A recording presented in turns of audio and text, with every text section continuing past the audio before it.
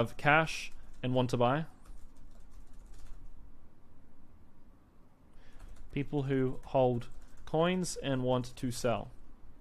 So, as you can see in this graphic, there's not many people who want to sell, and there's a lot of people who want to buy.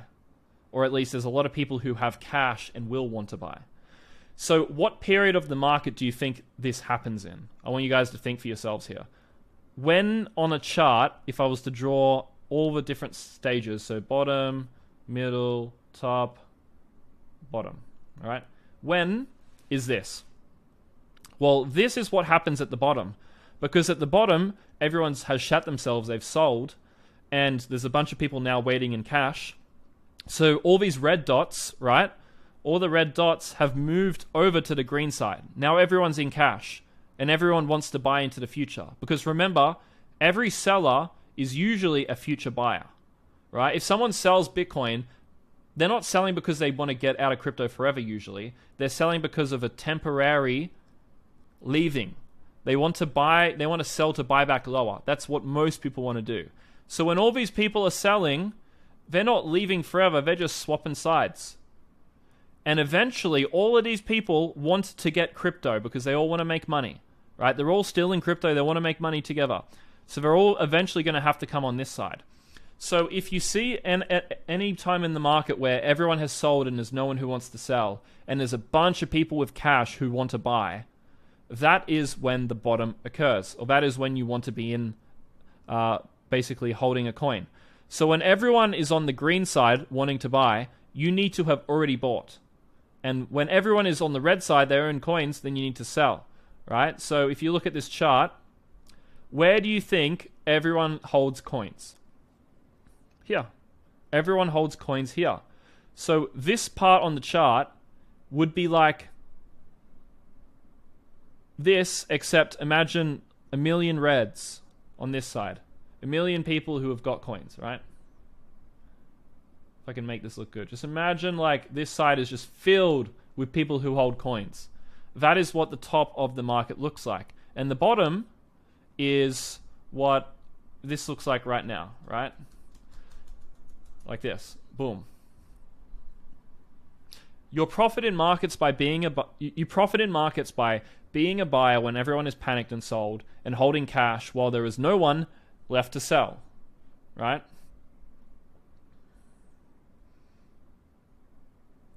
All right, let's see if there's anything else that I have to show you on this. I also want to go through Kun's thread here. I know I mentioned him a lot, but he did a really, really good post here. I think this one's worth mentioning. So the best time to sell has been when everyone is doing well in real life. We talked about that.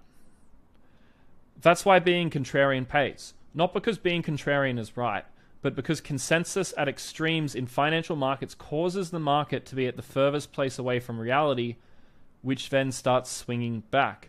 This swing from one extreme to the other is the smart money game, right? So in fact, being contrarian is also wrong, as you are sitting at a place that's also far away from reality in the other direction. But since markets move in a way in a pendulum, you benefit inversely.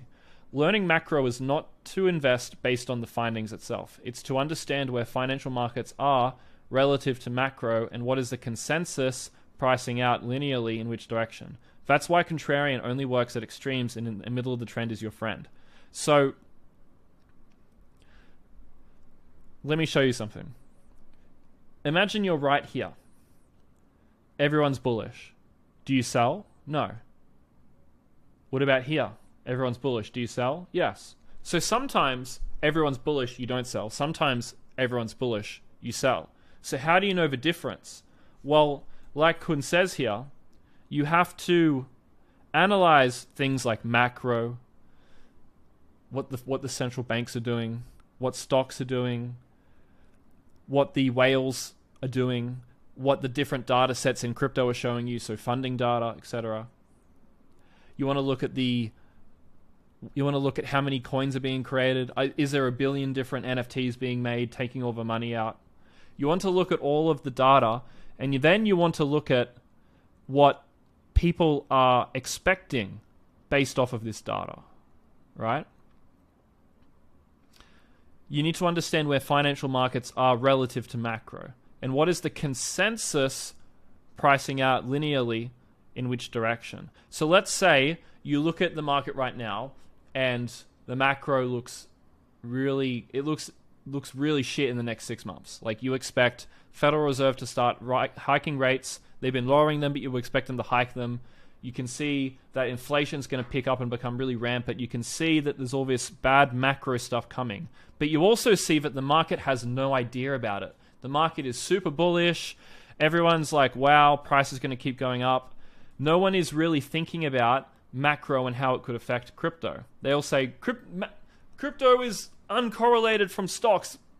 We're our own ecosystem. Fuck them. Right? People are saying that.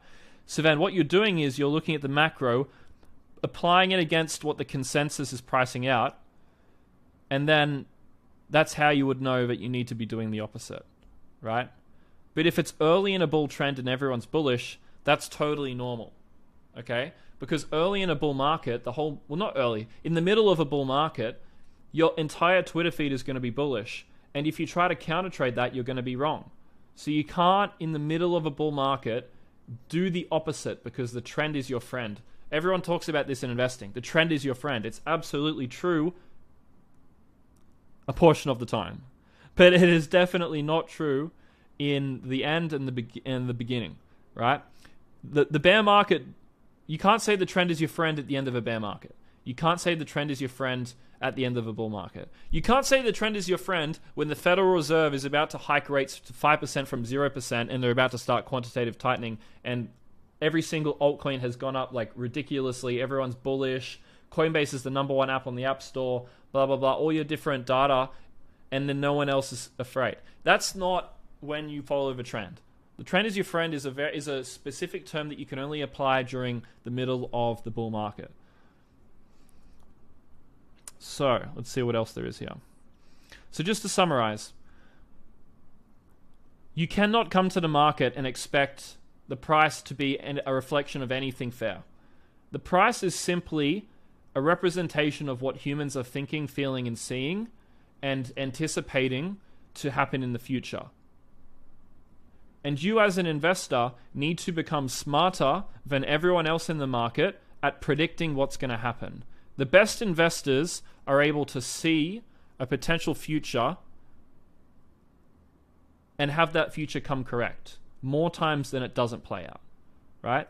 I talk about this Toshi play that I do a lot. I bought Toshi, 2.5 million market cap. It went to like 40, right? How did I know? I saw a future. I forward looked into the future, and I thought this was a high probability scenario that none of the market was pricing in. I buy, and then the market begins to price it in as the price goes up, right? In this exemplar, when I looked at Toshi, it had a ton of people who had sold Toshi, panicking in the Telegram, and there was not many people who wanted to sell. The remaining people were strong holders, and I saw that using where's the part? Using not necessarily macro data. Where is it? Not necessarily using macro data, but using my ability to construct narratives. I saw right into the future, and I saw that, okay, the market has not priced in what I see correctly. The market will price this in eventually. I'm going to buy today in anticipation of them pricing it in. Okay? So I know this is a bit of a complicated video, this one. I hope I explained everything as well as possible. But yeah, the main takeaway is that markets are forward-looking. You want to not apply linear expectations to exponential moves, because exponential moves are short-term in nature and they cannot be, looked at in a linear fashion. Humans have recency bias, and that tends to affect our judgment on the underlying fair value of things. We tend to chase momentum as well, so things can remain overvalued for longer than you expect. Another saying is the market can remain irrational longer than you can remain solvent, right? The market can remain irrational longer than you can remain solvent.